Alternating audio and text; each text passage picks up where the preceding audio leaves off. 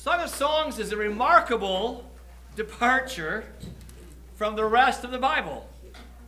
We leave behind the world of exceptional heroism and tribal conflict and royal intrigue and religious reform, divine judgment, and instead we enter the world of domestic relationships, private sentiments, interpersonal discourse.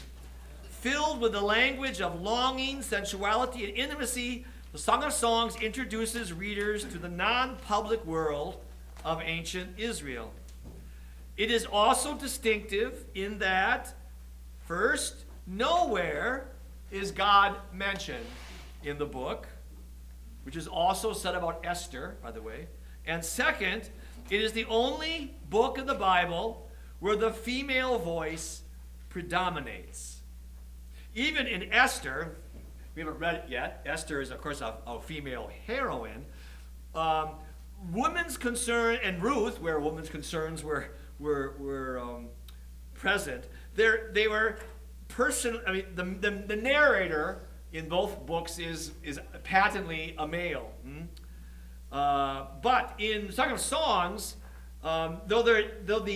it's not like a play.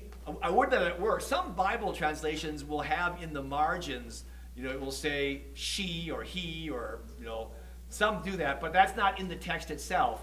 But if you parse it out, there are 56 verses where the woman speaks, and there are 36 where the man speaks.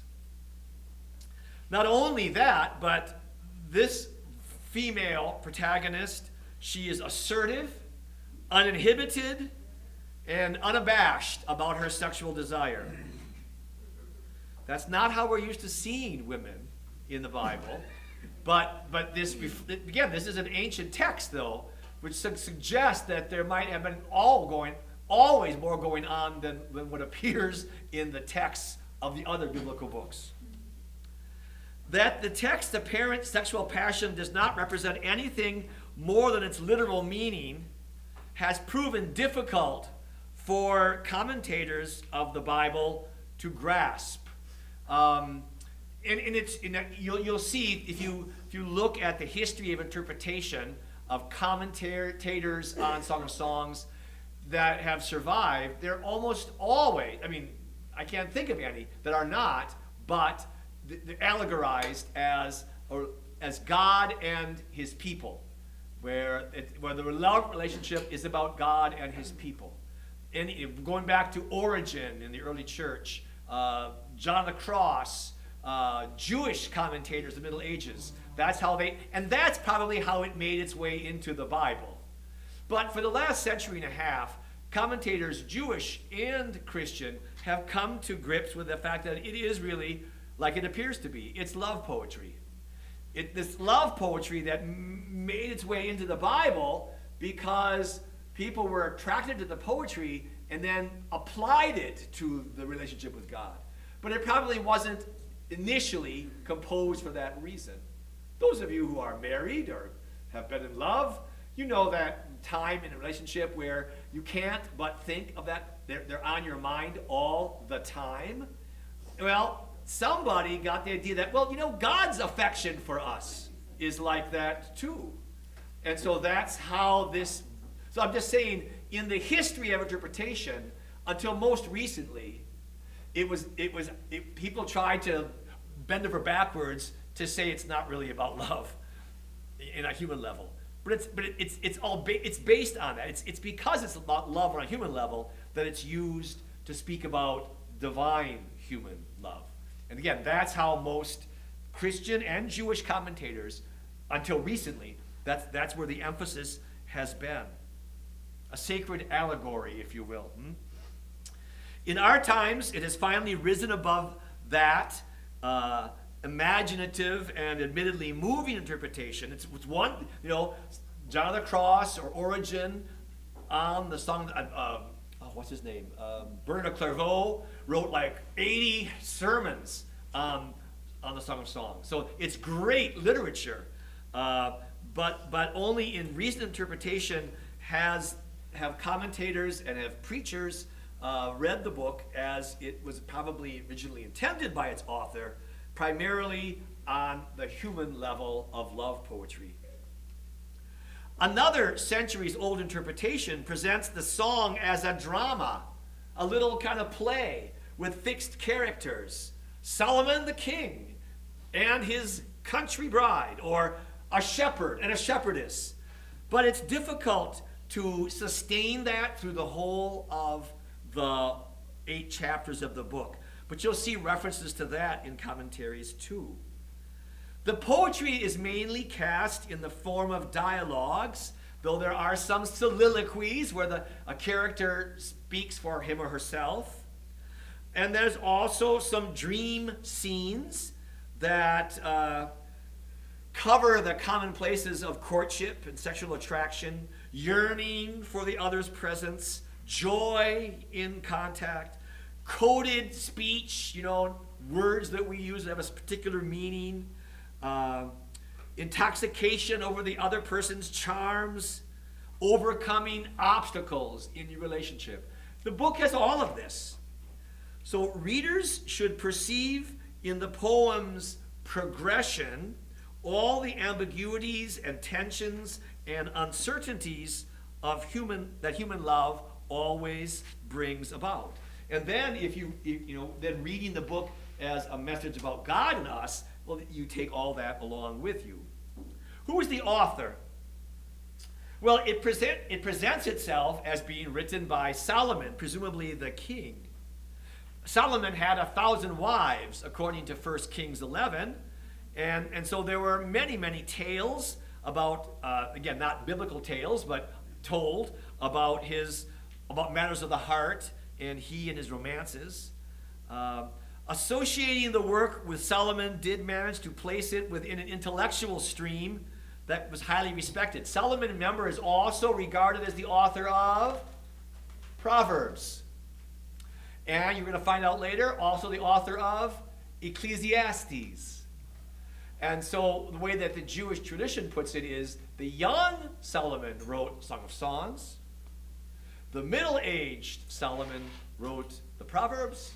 And the old and burned out Solomon wrote Ecclesiastes, which is kind of dark and bitter about life, a little. Now, I don't know that Solomon is a proverb teller, yes, but did he write all 3 of those books? I think it's more likely that he is the author of wisdom. He has that dream in the book of Kings where God asks him, what does he want? Does he want to be a mighty warrior? Does he want to be rich and powerful? And he says, no, give me wisdom. So it's that, I think it's that story, that narrative about Solomon who made the right request that a ruler needs more than anything else, wisdom, that led him to be named as the author of several of books that are considered wisdom literature. So what you're getting from me is, while the tradition says Solomon is the author, I'm kind of dubious about it. He's kind of the fictive author. The structure.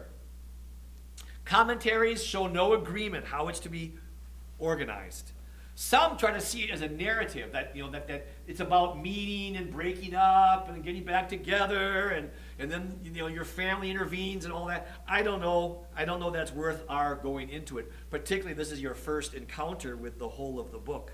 I think it's best just to read it as it is. Where is it dated? Equally problematic, as we've seen with these short books that don't have a lot of historical allusions to things going on around. It's very hard to date.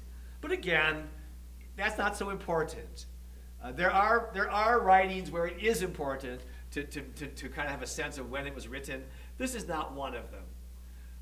By the way, the Song of Solomon is how it's printed, the title in my RSV. It's also called the Song of Songs. That's in our textbook. That's the parenthetical name. That is how you speak the superlative in Hebrew. So we have comparative, bigger, faster, smarter, and then we have the superlative. We say the most or the biggest. Well, the way you do that in the Hebrew world is you say the Song of Songs, the Girl of Girls, the King of Kings, Lord of Lords. So that's trying to say the Lordiest of Lords and the Kingiest of Kings. And this is the most beautiful of songs. Song of Solomon is one of its names. Song of Songs is another name that you'll see, and it's the superlative song. Okay? So,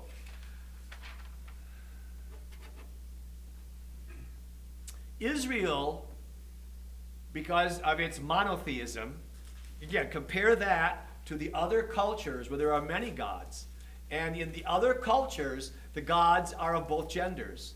And so the chief god had a consort. Zeus has Hera.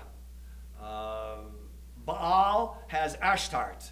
And so that's typical ancient religion.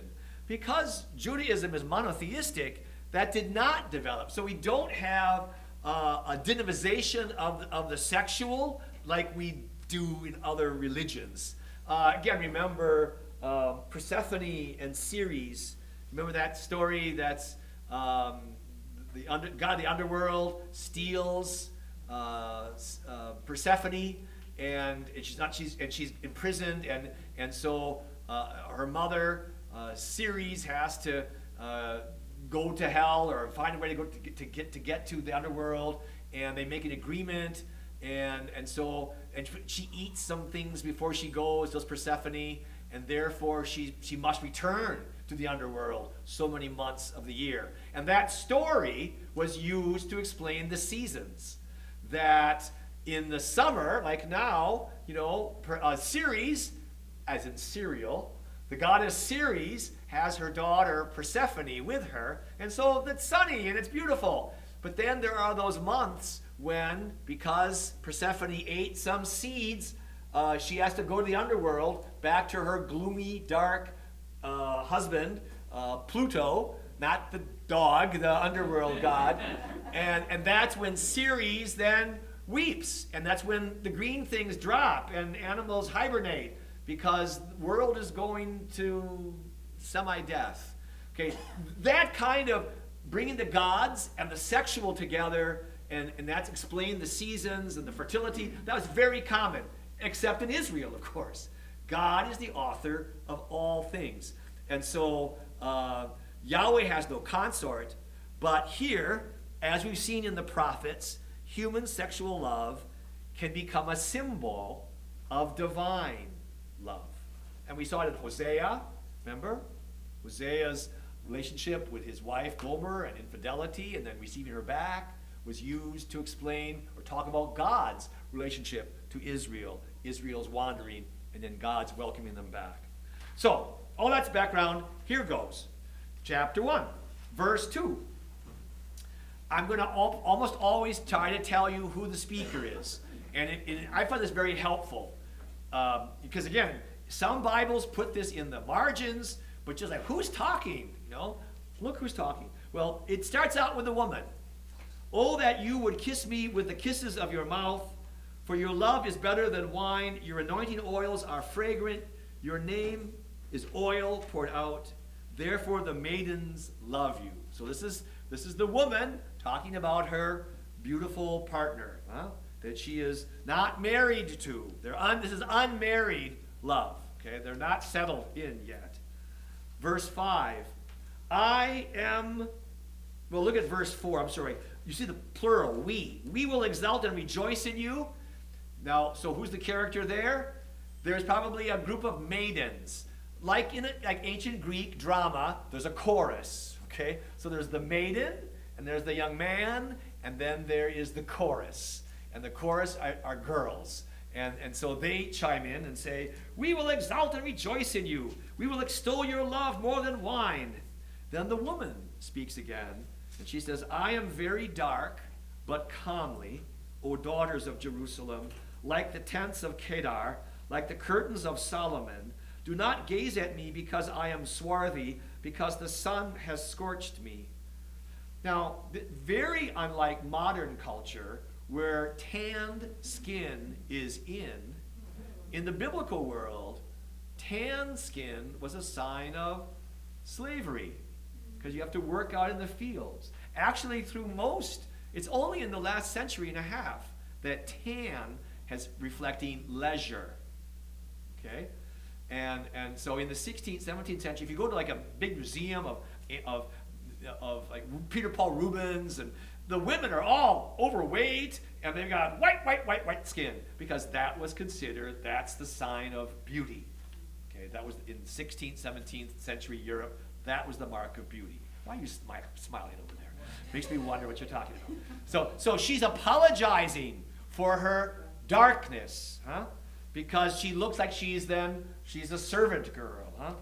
My mother's sons, that's a fancy way of saying brother, my brothers were angry with me. They made me keeper of the vineyards, but my own vineyard I have not kept. That is my own beauty, maybe my own, I haven't taken care of myself. I've let myself go.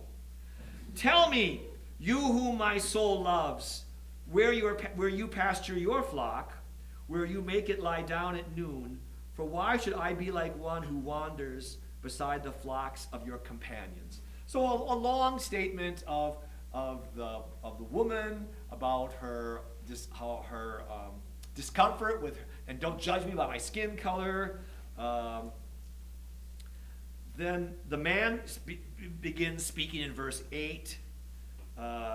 If you do not know, O fairest among women, follow in the tracks of the flock and pasture your kids beside the shepherd's tents.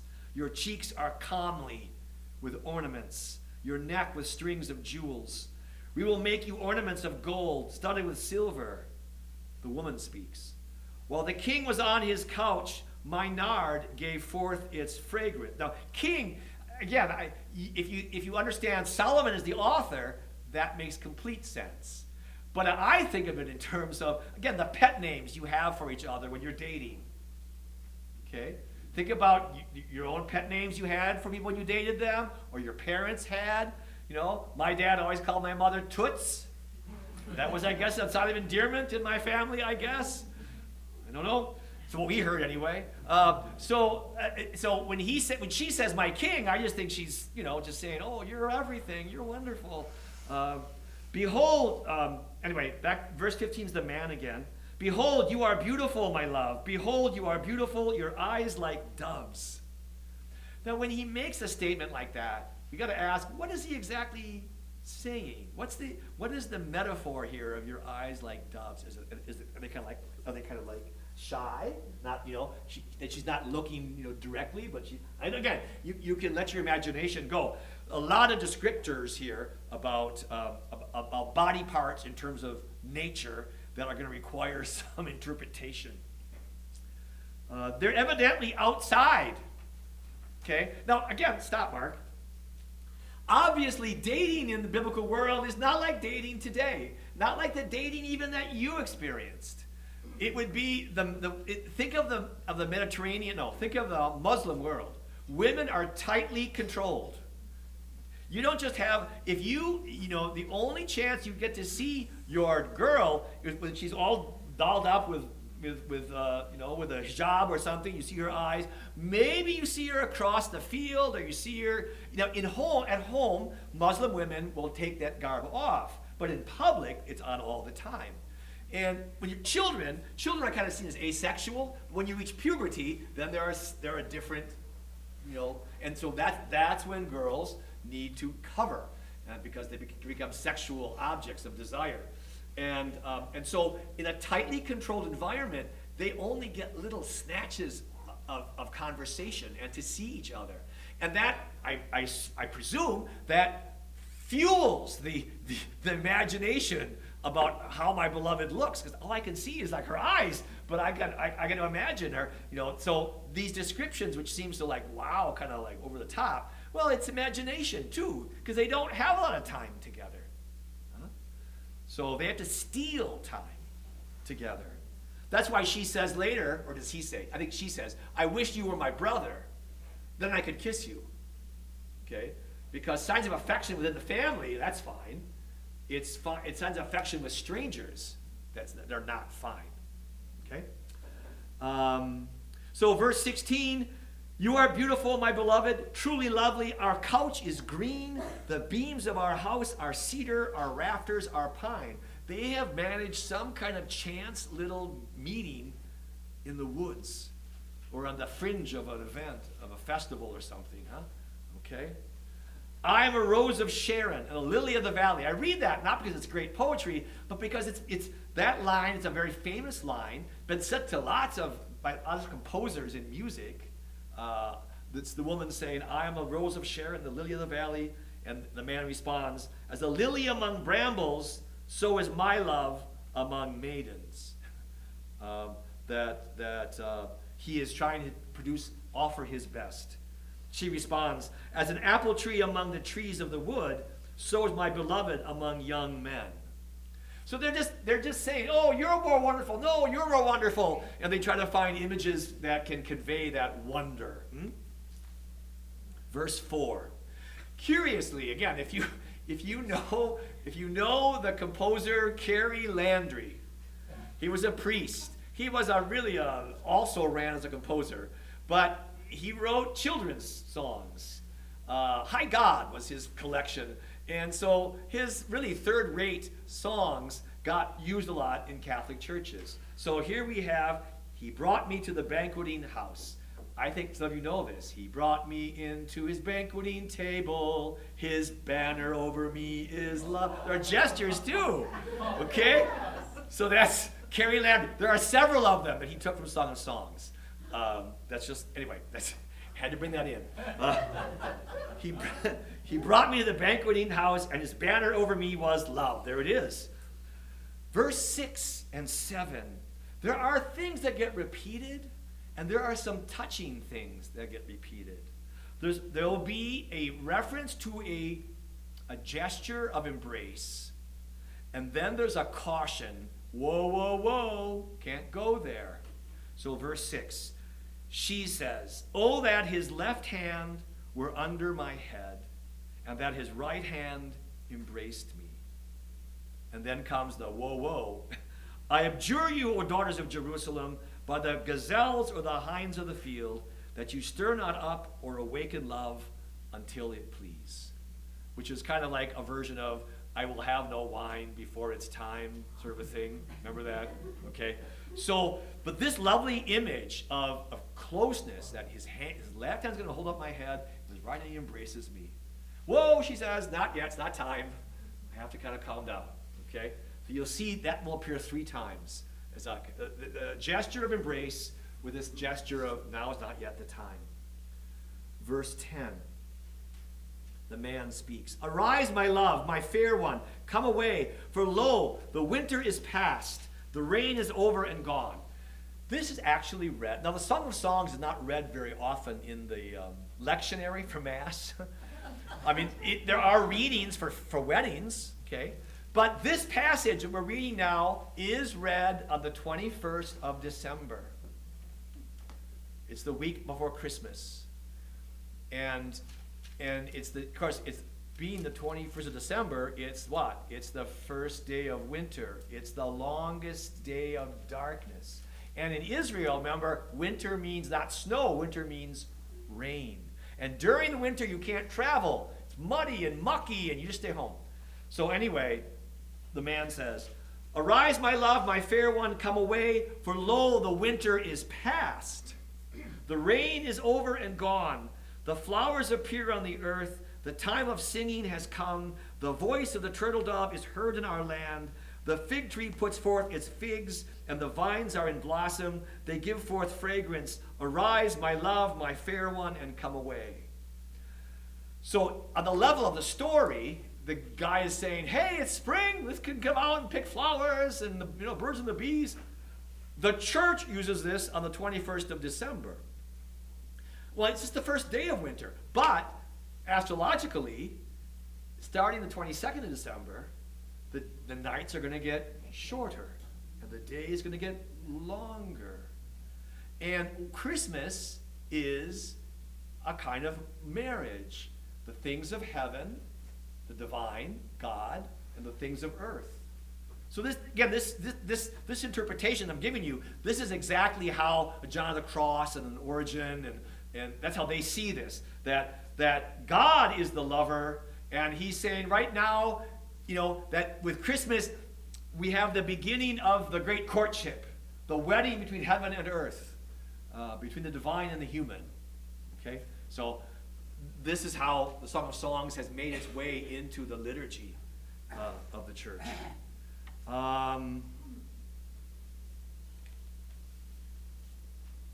Look at chapter 3. Here's a second one of these combos where there's a message of an intense embrace, and then like a whoa. So verse 4. Scarcely had I passed them when I found him whom my soul loves. She has this kind of a dream vision where she wakes up from bed and she's looking for her boyfriend. She can't find him. So she goes out in the streets. The watchman says, "What are you doing here? Go home." This is all in her imagination, okay, because it would never have happened in that culture. But she finds him. So she says, "Scarcely had I passed them," the watchman, "when I found him whom my soul loves. I held him, and he would not and would not let him go until I had brought him into my mother's house." Okay, so that's her. She's really firing up the imagination about embracing her boyfriend. And then follows verse 7. "I adjure you, O daughters of Jerusalem, by the gazelles or the hinds of the field, that you stir not up nor awaken love until it please." There's that refrain again, that kind of a cautionary tale. Chapter 4.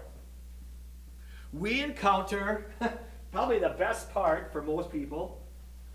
It's a kind of poetry where the lover describes the beloved in terms of things in nature.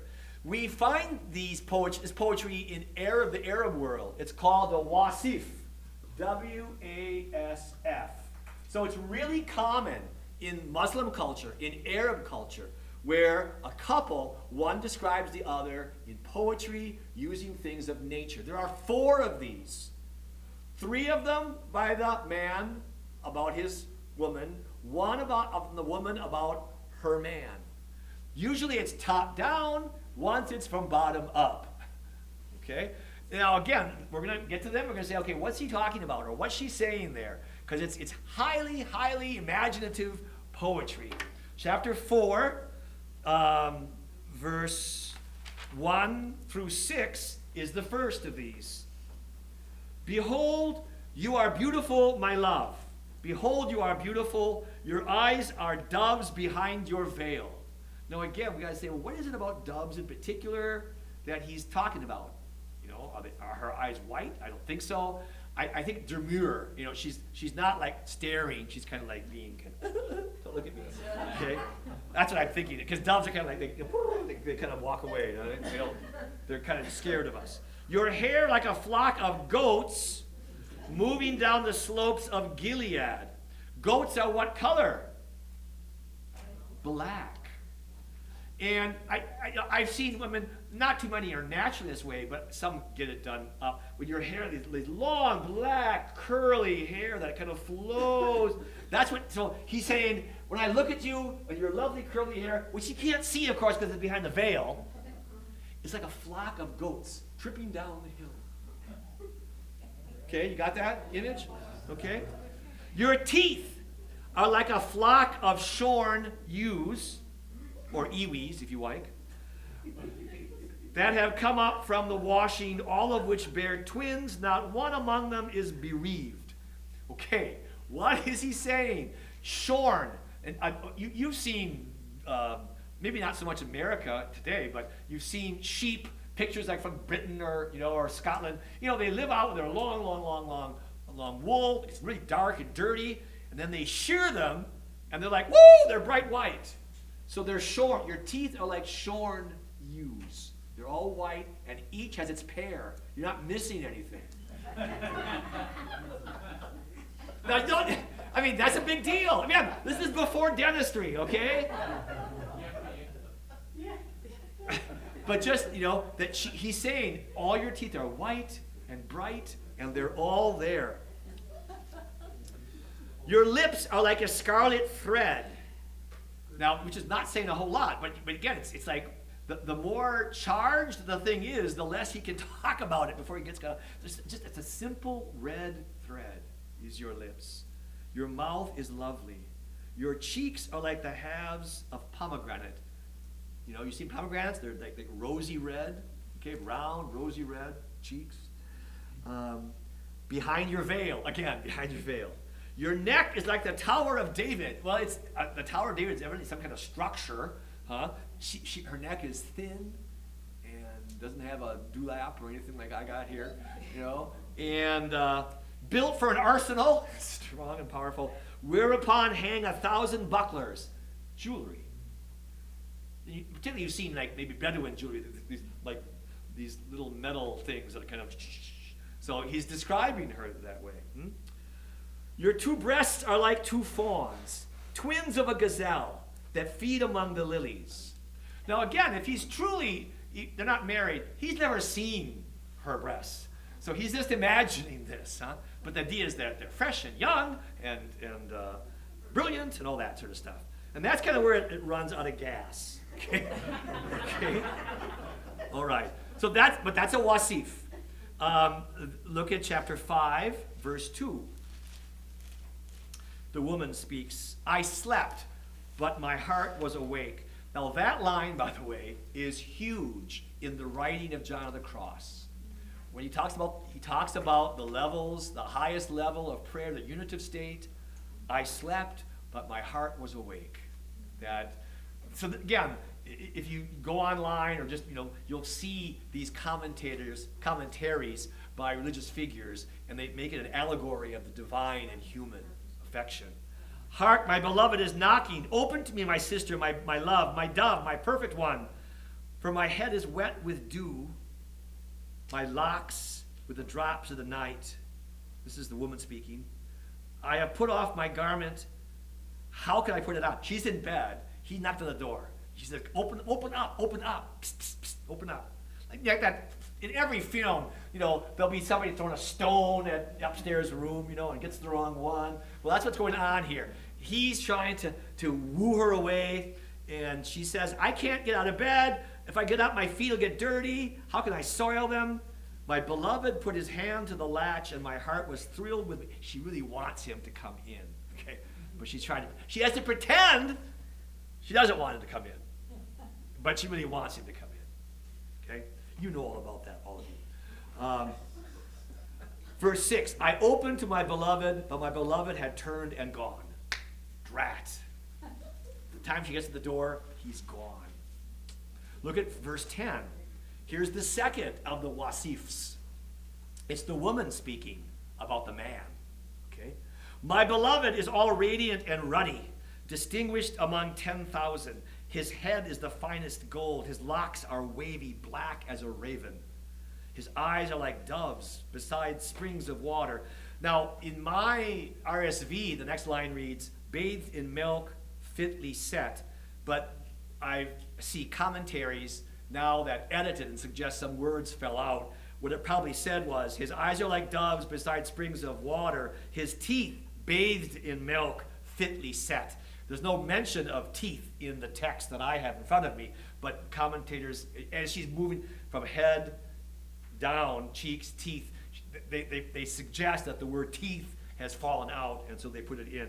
His cheeks are like beds of spices yielding fragrance. So he must have gotten, Axe, put Axe on before he came.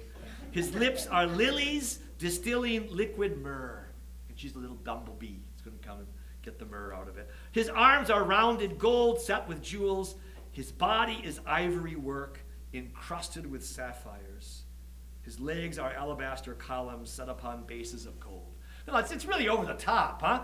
But again, it's a very controlled culture where she can't. She can't be very direct. She's going to kind of be indirect in her description of her affection. Okay, turn the page or turn to chapter 6, verse 5. Another wasif. The first part imitates the first one we saw in chapter 4. Turn away your eyes from me, for they disturb me. That's the man speaking. Your hair is like a flock of goats. So see where we are again? We're repeating all of that. Your teeth are like a flock of ewes. All of them bear twins. Your cheeks are like halves of pomegranates. And then he goes on to talk about you're royal. You're like kings and queens, concubines. But it's a very short, abbreviated, but another one of these very poetic comments about how she compares to the things of nature. Chapter 7.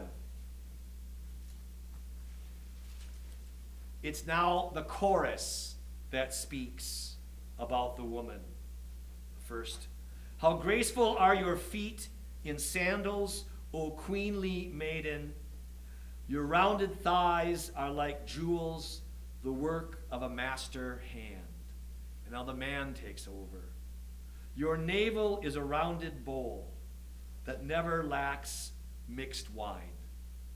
Okay, go with that, huh? Okay.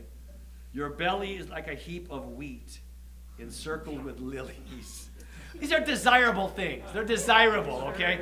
Think of it that way. Don't take it too literally. Your two breasts are like two fawns. Now, this is, by the way, this is the poem where they're going from the bottom up. Okay? They start with the thighs, and now they skip certain parts, and now they're at the belly. Your neck like an ivory tower. Your eyes are pools in Heshbon by the gate of Beth Rabim. Your nose is like a tower of Lebanon overlooking Damascus. Now, did she have a big nose? I don't know. Well, yeah. Again, just that. Whenever he sees things, he thinks of her. Okay? So think of it that way. Everywhere I look, I see something that makes me think of you. Yeah. Your head crowns you like Carmel. Carmel is a mountain, right? And your flowing locks are like purple. That's a royal color. A king is held captive in the tresses, expressing his great desire for her. Chapter 8. Here's where she expresses, again, this is her expressing her sexual desire. Oh, that you were like a brother to me, that nursed at my mother's breast. If I met you outside, I would kiss you. Because again, within the family, signs of affection are frequent, among siblings. So she just says, I wish you were my brother so I could kiss you, even in public. Huh? Verse 3, we have that image again that I like so much. Oh, that your left hand was under your head. Oh, that his left hand were under my head, and that his right hand embraced me. And then comes the, woe. I adjure you, daughters of Jerusalem, that you stir not up nor awaken love until it please.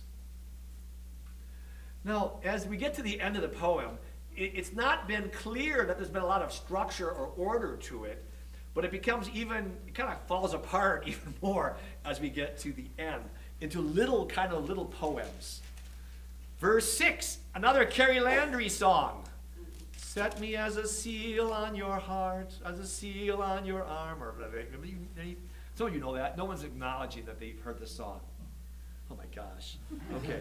Anyway, but the image is set me as a seal, not like a seal, but like a band that would have a family emblem. Set me as a seal upon your heart, as a seal upon your arm.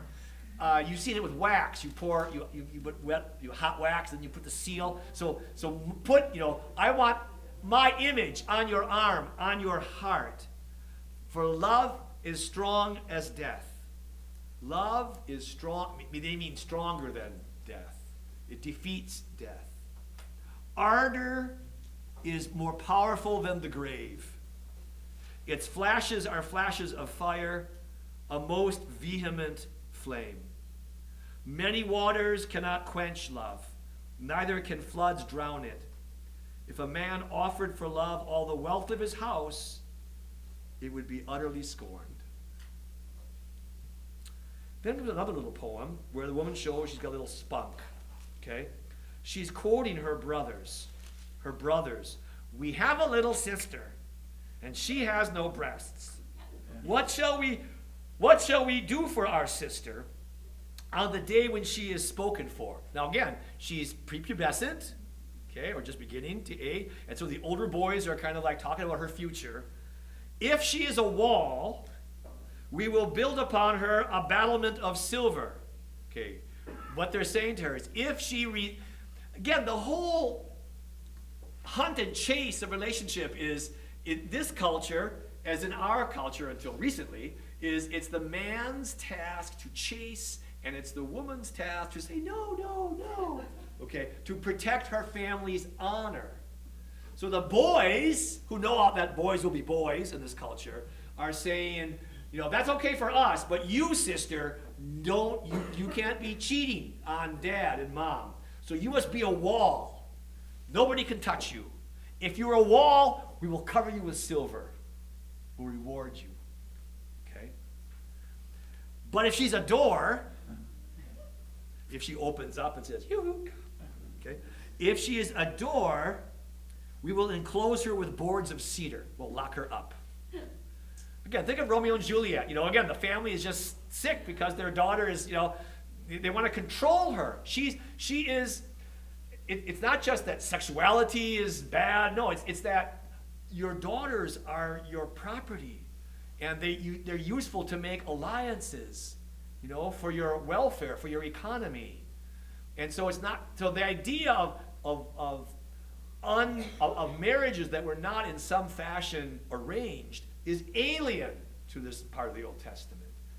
The daughter is a piece of the family heirloom, and the parents want to make the best possible match for her, but better yet, for the family, So the boys are saying, keep your legs crossed, girl. And she responds, I was a wall. Okay? That's her response. I was a wall, and my breasts were like towers. Then I was in his eyes as one who brings peace or finds peace. We don't know. It's a hard to translate it. So the woman has spunk here, huh? Okay.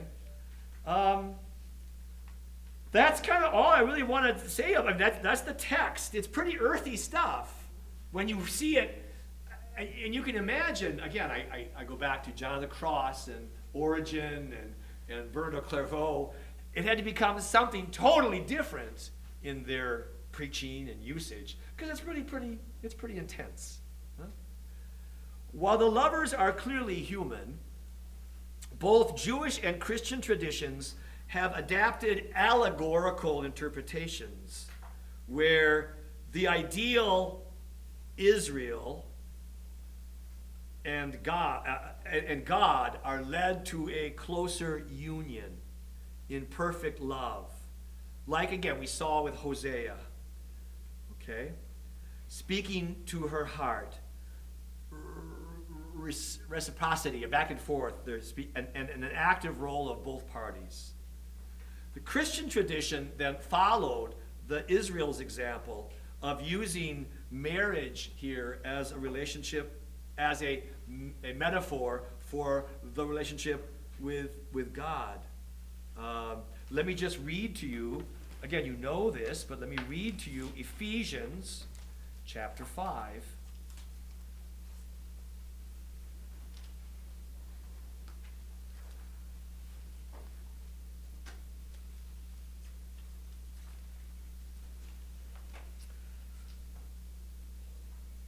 This is the wives, be submissive to your husbands thing, okay? And he goes on to say, for this reason, a man shall leave his father and mother and be joined to his wife, and the two shall become one flesh. That's a quotation of Genesis chapter 2, verse 24. But then Paul goes on, this mystery is a profound one, and I'm saying that it refers to Christ and the church. Christ and the church. So Paul is saying that verse from Genesis isn't about marriage. It's really about God. Because Christ has left his father. It said, a man shall leave his father and mother and cling to his wife. Christ, the Son of God, left the Father, came to earth, poured out his life for the church, his bride. So Paul wants to say, that's really what it's about.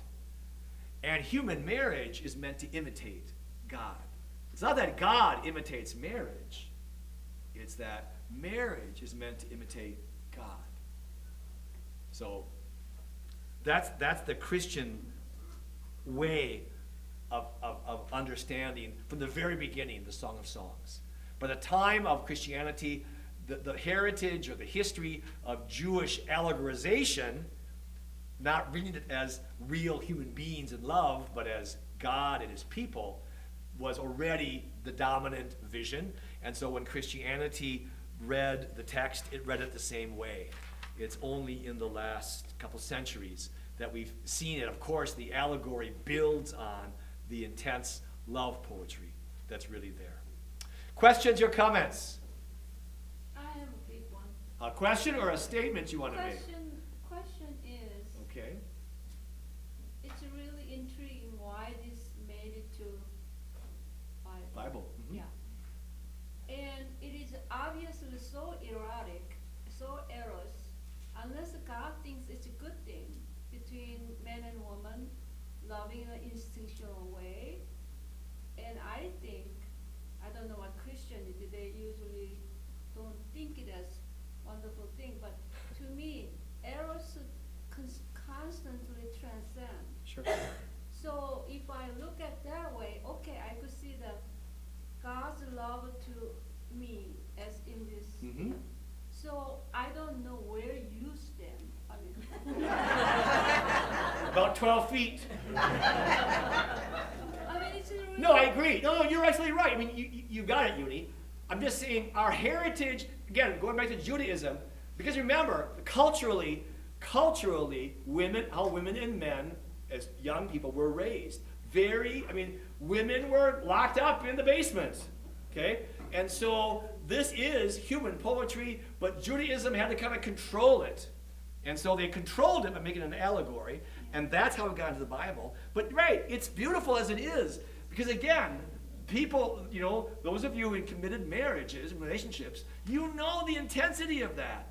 And some wise man or woman said, that's a portal, that's a door to understand God's affection for you.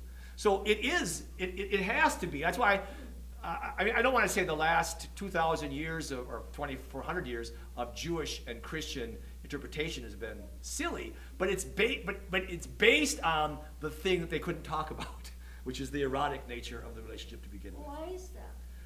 Because, go to Afghanistan and talk to the Taliban about why they control women the way they do. No, it's not just that. No, it is that. But to me, eros is given to us from God. Yeah. So it's a cultural thing, but if we read this thing, it's just so ridiculous. I mean, it's all about man and woman loving each other and whatever. Yep. And we have to make that as Make it something else. From God to person. Yeah, I could do that, but I don't really feel it's comfortably rational to me. Yeah. Again, and you need in the last century and a half, your side is one. I'm just saying the history of the interpretation, though, has been very controlled because sexuality was very controlled.